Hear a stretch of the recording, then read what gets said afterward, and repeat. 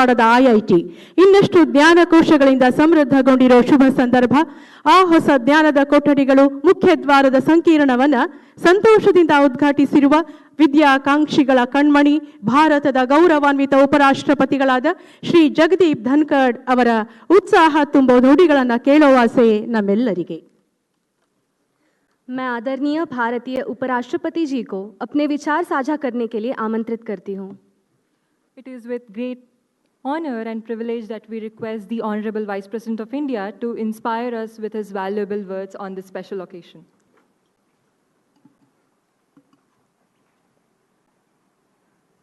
Can I request those in the last row to come in the front? Last row, please get up and take your seats here. The last row. Yes, the last column, please. Thank you. This will help me connect better. Yes, thank you. And some of you can come in the front also. Let us get closer. Yes. Yes. Excellent.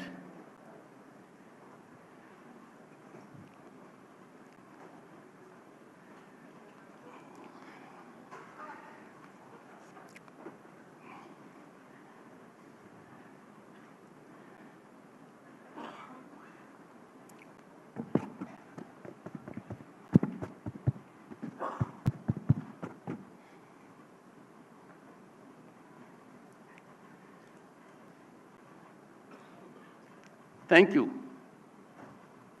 Thank you. Dharwad से मेरा नाता बहुत पुराना है. I came here as a professional in the Dharwad bench of Karnataka High Court. I therefore know the big change that has taken place in this area. Honorable Governor of Karnataka, Sri Thawarchand Gehlot, a man of great experience, a man of organization, a man of governance, a man of humility, a man of modesty. It was a delightful experience for me when Chairman of the Council told me that we have a fine governor. This is a big change. Some states can learn from it. Sri Prahlad Joshi, Honorable Minister for Parliamentary Affairs, Coal and Mines, Government of India. Friends, my professional practice was primarily focused in steel, coal and mines. I have connected with his ministry, but not after he became a minister, because I went to West Bengal as governor to be in the service of Honorable Chief Minister of West Bengal, Mamata Banerjee. I have very fond memories about Shri Prahlad Joshi ji. When I was nominated by the political party to be a candidate for the post of Vice President, his home became my home. I was at home, at his home. And then I tasted every day Dharwad Peda. Every day. Well, that was not to the liking of my wife because my weight was getting added.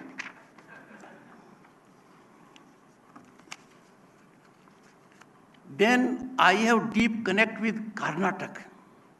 Honorable Chairman, Council, I have deep connect with Karnataka. I'll tell you why. In Rajya Sabha, I am chairman by virtue of being vice president of the country.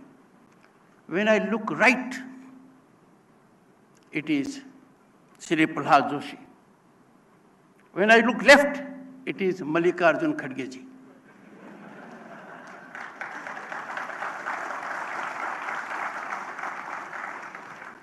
Kharge ji, a man of great experience, and I know him for this good reason that he was junior in the office of Mr. Shivraj Patil, Judge of the Supreme Court, whom I greatly value for erudition knowledge.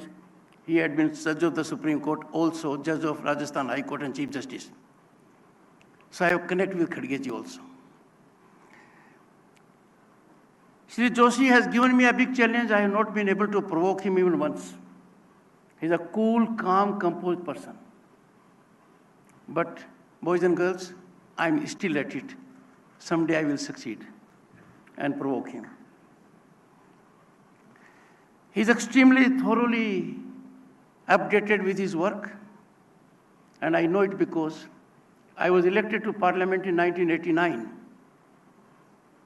I became a member of the Council of Ministers and Parliamentary Affairs. I know Parliamentary Affairs is a tough job. I was a junior minister. He's the senior most.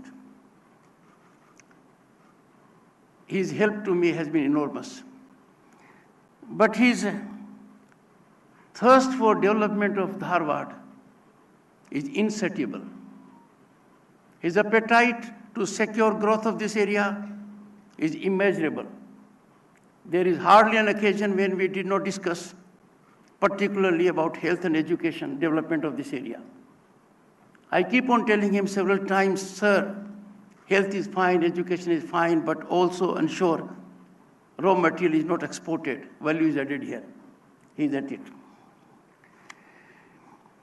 Sri Basavaraj Horati, Honorable Chairman, Karnataka Legislative Council, I'm meeting him for the first time. Sir, real interaction is here. A very polite man. He disarms you. But he knows we have common difficulties. He sits in a chair, he faces right and left. I also sit in a chair in Rajya Sabha, face right and left. His captivating smile must be very helpful to him. I will learn a lot from his demeanor. A very simple man, and I would love to be ever in connect with him. Thank you, sir. Your director and chairperson, Board of Governors, Professor Vankapaiah R. Desai. I know him from before. I was Governor State of West Bengal and made a trip to IIT Kharagpur. And that was a very, very important trip because alumni of Kharagpur, drawn from all over the world, had come. I hosted them at Raj Bhavan. Some of them had come from US and Europe also, and contributed very hugely as alumni in financial terms also for growth of IIT Kharagpur. He was there. So he is an old friend, if I may say so. Boys and girls, I was amazed when I was introduced to the faculty. I have been to several IITs, IIMs, and that's my job, to connect with young, impressionable minds. Because you are the most vital stakeholders in governance and democracy. You will bring about the change which the nation needs. But look at what you have in IIT Dharwad, IIT Kharagpur, director. Then there is a faculty member from IIT Patna, IIT Mandi, IIT Guwahati, IIT Ropar, IIT Bombay, IIT Delhi, and IIT Kanpur. This convergence of talent in IIT Dharwad will considerably help my young friends, boys and girls. Distinguished members of the faculty, staff, and most important, my dear students, my young friends. I am delighted to be here, and this is the first IIT of Karnataka. It's the youngest IIT. 7-8 years is not much in the life of an institution like IIT. These are institutes of excellence. But when I saw and gathered information, your infrastructure is world class. It is developing incrementally. You have large land area. You have enough potential to grow. And I'm sure in times to come, IIT Dharwad will march up to the top level. It is a matter of time, I have no doubt about it. You already have had 3 batches, if I'm not wrong, of alumni. My appeal to alumni, your number at the moment is small. Structure into an organization. Give back to your IIT. Give back to your IIT in every form and every month. This connect will help the alumni and help the students, boys and girls. I'm sure alumni will take note of it. Friends, before I proceed further, I invite faculty and students of IIT Dharwad to be my guests at New Delhi and visit new building of Indian Parliament.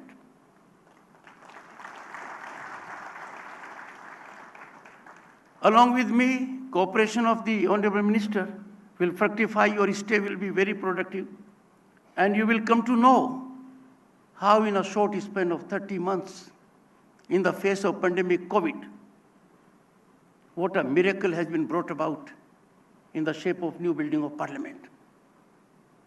You will see quick response and you will get all the information. I will direct my office to be in touch with the director, and I wish to seek a promise from you that you will come in batches, and the first batch would make it in the month of March itself. Am I right? Am I right? And I do hope every student will be in a position to be my guest at New Delhi. Friends, I am also President of Indian Council of World Affairs. It's a global body. People of eminence come to India and they interact with Indian Council of World Affairs, which is in Sapru House. Sapru is a great name, must be known to all of you. I will direct the Director, Indian Council of World Affairs, to come over to IIT Dharwad, have an MOU with you, so that there is a connect. Boys and girls can come to know what is happening all over the globe. Indian Council of World Affairs will be your window to the world. That MOU will be signed within a period of 30 days from today and at IIT Dharwad.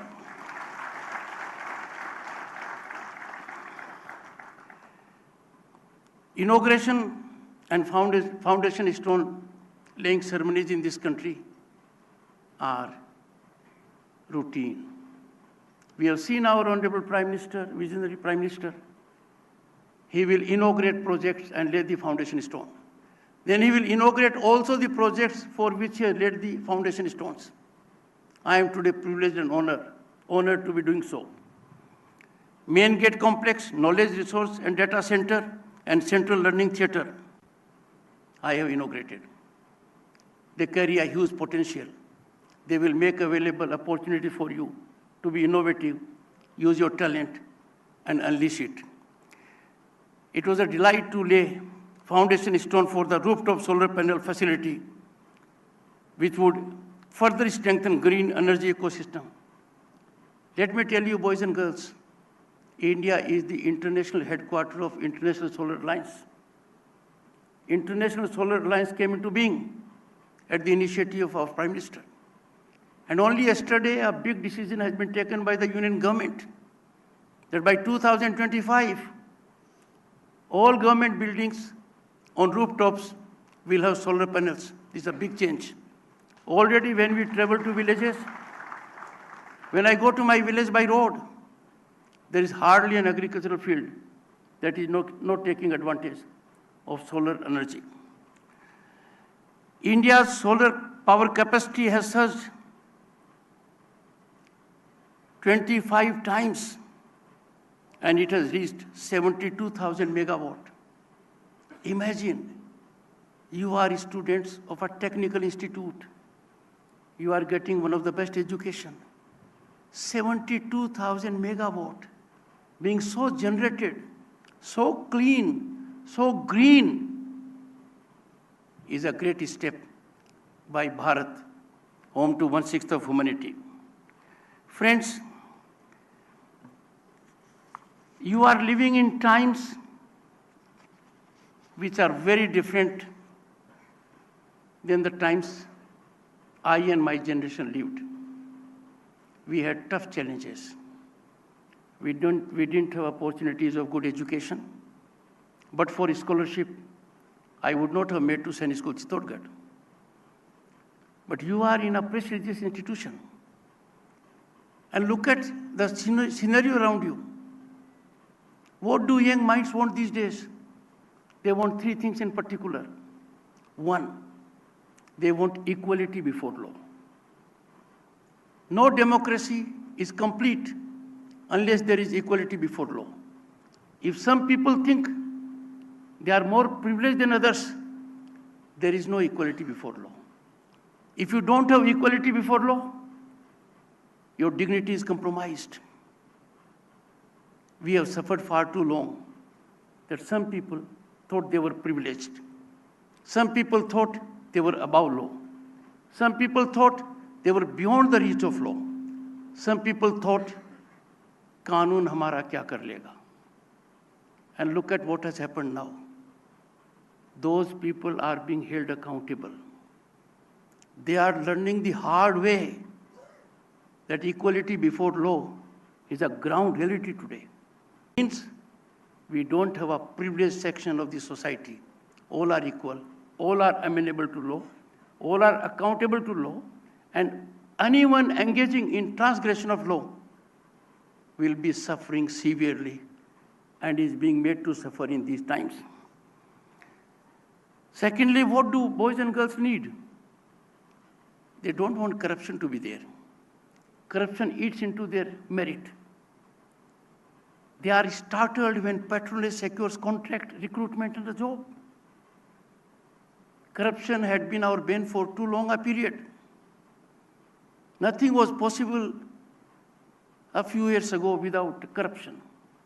Corruption was the only passage to secure a government contract, a government job, or avail an opportunity.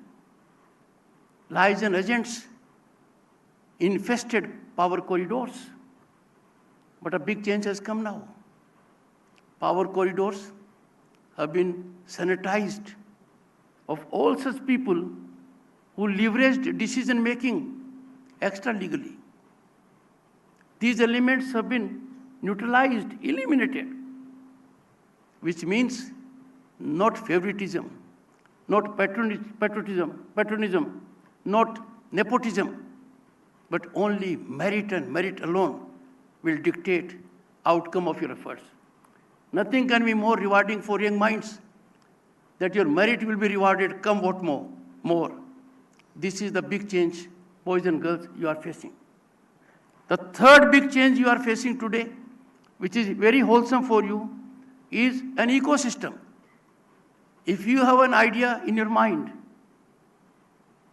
you can unleash your energy. You can exploit your talent and potential to realize your dreams and aspirations. And this is a big thing that is happening.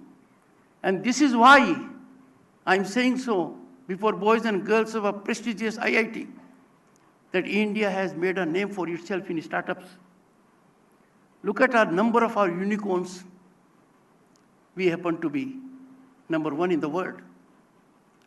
Which means when you will step out of this university, this institute, you will be stepping out in a world where you will have new vistas of opportunities, new vistas to find proper passage for your expertise and talent. That ecosystem was not obtaining earlier. It is there.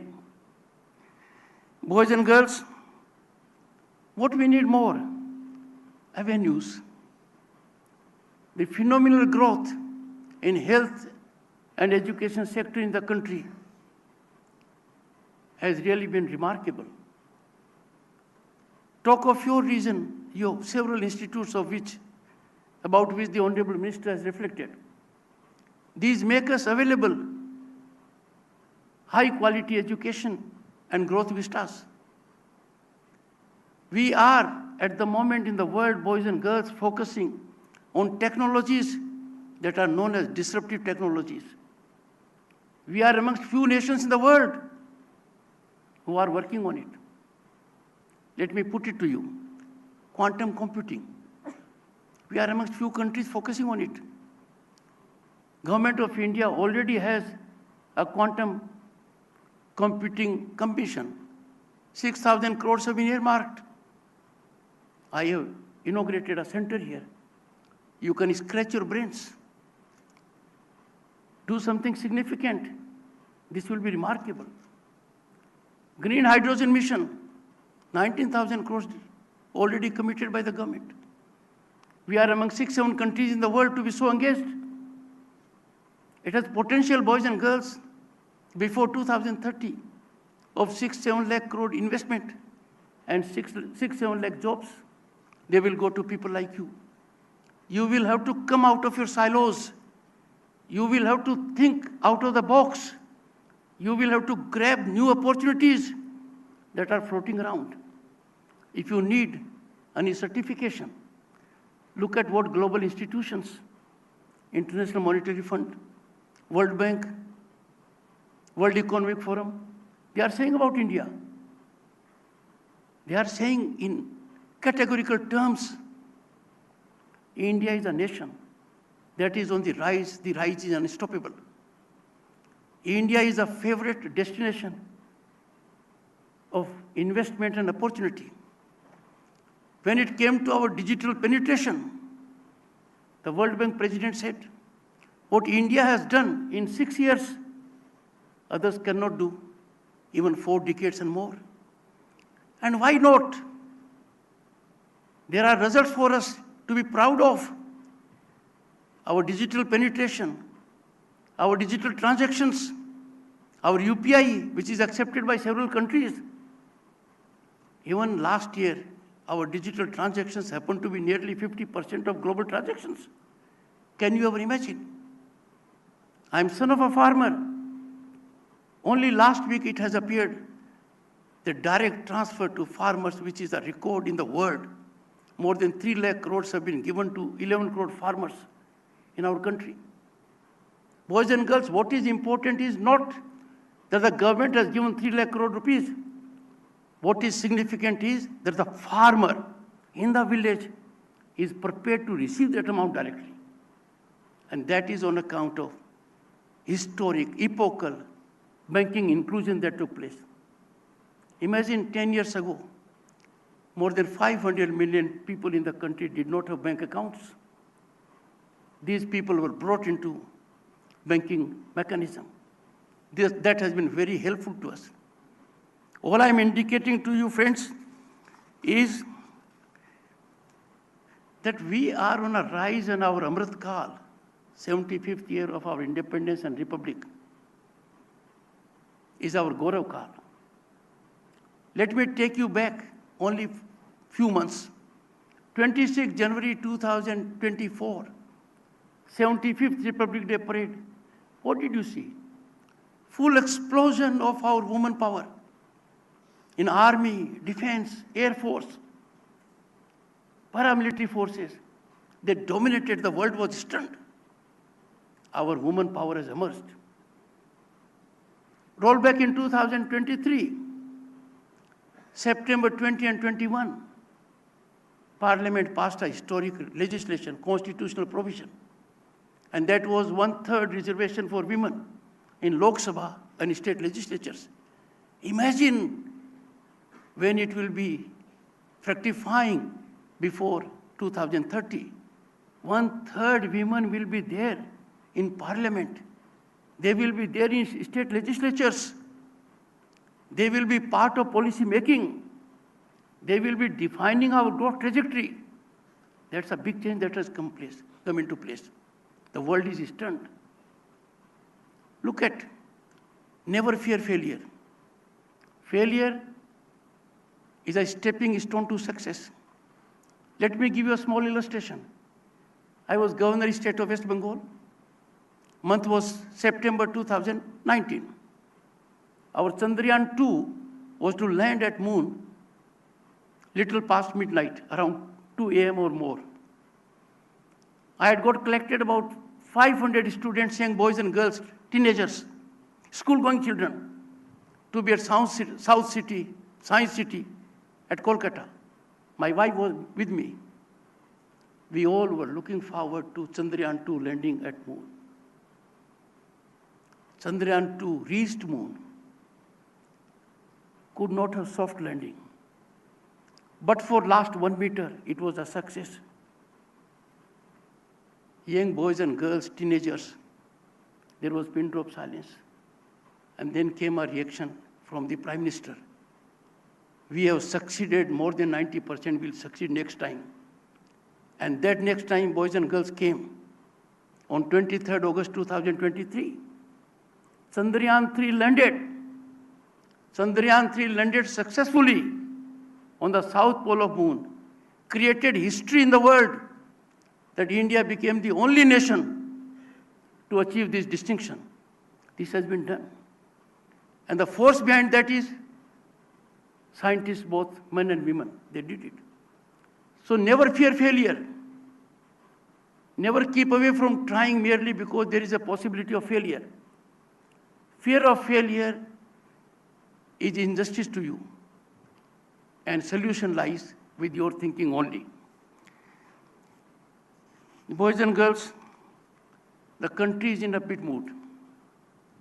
We are progressing in everything. Vikrant, the great warship, which has air fleet also, made by our country. We have frigates made in our country. We have planes, Tejas, made in our country. We have helicopters made in our country. We are a country that is not only making defense equipment, we are exporting it. A situation which is a big change. Look at our ISRO. It has opportunities for all of you. There was a time when on a bicycle, parts of a rocket were being taken. People of my age have seen that photograph.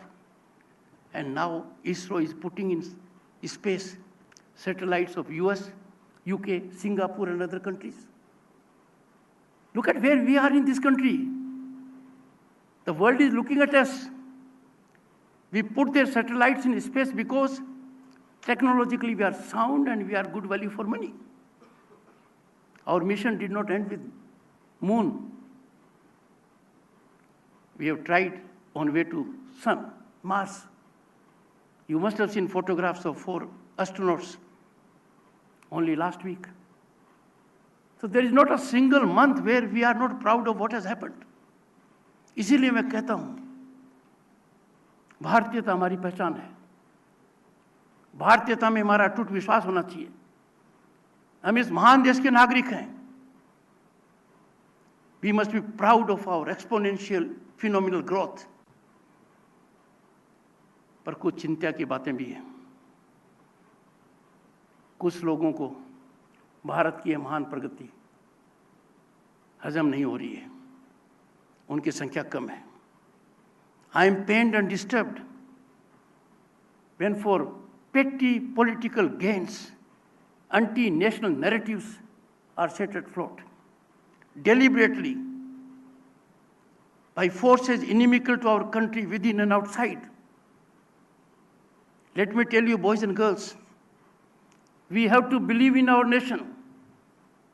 We have to believe in our nationalism. Our commitment to our nation cannot be compromised on any ground whatsoever. We will always keep interest of the nation first. When I find some strange voices coming from some part of the country, I am pained. I appeal to those people. They must search their souls.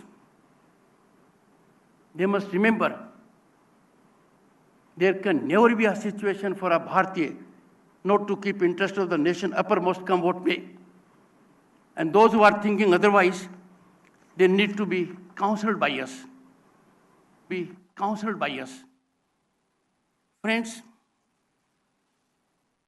I do not wish to take more time, but I would surely make reference to what one of the greatest statesmen of the country, founding father of our Indian Constitution by virtue of being chairman of the drafting committee, what he indicated. He indicated to us that we must have only one thing in mind, and I am quoting him, Dr. B.R. Ambedkar. what Dr. B.R. Ambedkar said. I quote, "You should be Indian first." I'm quoting Dr. B.R. Ambedkar. I quote, "You should be Indian first, Indian last, and nothing else but Indian," unquote. He says it all. I find some people not believing in this concept. I find it incongruous, an aberration. Let me remind those people, when Dr. B.R. Ambedkar made his last speech in the Constituent Assembly, that was November 25, 1949, and he said, I quote, "What perturbs me greatly is the fact that not only India has once before lost her independence, but she lost it by the infidelity and treachery of some of her own people," unquote. Friends, we cannot afford to countenance that infidelity and treachery from any quarter whatsoever. That has to be neutralized. That is our Rashtra Dharma. That is our constitutional obligation. We must be 24/7 vigilant about the infidelity and treachery of some of our own people, as is spoken by Dr. Ambedkar. Friends, there can be no doubt, to save the motherland for whom thousands have sacrificed, supreme sacrifice, we cannot insult their blood. We cannot insult their supreme contribution. We cannot go against those who sought freedom for us, battled for it. Some of them did it and died without freedom being attained. And therefore, I appeal to all of you, particularly young boys and girls, there will have to be zero accommodation for elements who do not 100% subscribe to nationalism and patriotism. Friends, I need not go much into it, you know it. But we must not allow such narratives that are anti-national, such narratives that go against the very grain of nation. We have to believe in Bharat. We have to believe in our nationalism. We have to be proud of Bharat. We have to be proud of our exponential phenomenal growth. We will live up to the highest sacrifice for making Bharat great. Friends, the entire world is expecting Bharat to reach pinnacle when it celebrates centenary of its independence, 2047. Just a decade ago, we were 11th in global economy. In last 10 years, we have marched ahead of Canada, UK, and France. Currently, we are number 5 largest global economy. In the next 2-3 years, we will be ahead of Japan and Germany to be the 3rd largest global economy. We are already 3rd global purchasing power in the world. When the entire world looks to us as a destination of opportunity, a shining star for investment, you are to take a jump after you walk out of this institute. You will have enormous vistas and opportunities. Avail them. I have no doubt in 2047 I may not be around, but you are the most significant stakeholders in governance. You are the foot soldiers that will take our great Bharat at peak in 2047 as a developed nation. You are part of the marathon march that starts from our Amritkal for Viksit Bharat at 2047. I am sure इस हवन के अंदर आप किसी भी आहुति को देने में कमी नहीं रखेंगे. I leave it with a thought, and that thought is, We were number one nation in the world centuries ago. We will be number one in 2047.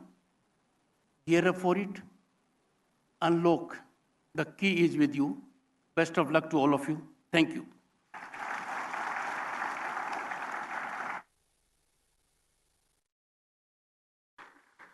हम सभी को प्रेरित करने के लिए श्री जगदीप धनखड़ जी का धन्यवाद। सभी से विनती है कि कृपया राष्ट्रगान के लिए खड़े हो जाएं।